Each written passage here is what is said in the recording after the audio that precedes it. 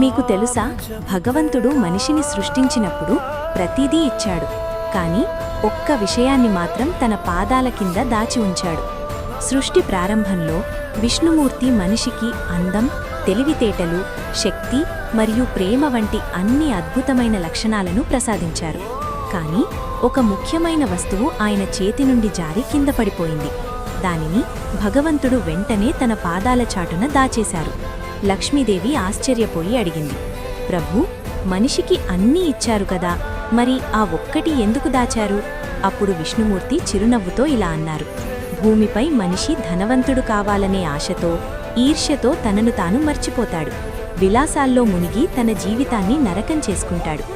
నేను దాచిన ఆ వస్తువే శాంతి.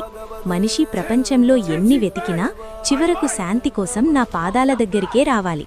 అందుకే అంటారు, అసలైన శాంతి దేవుడి దగ్గరే దొరుకుతుందని.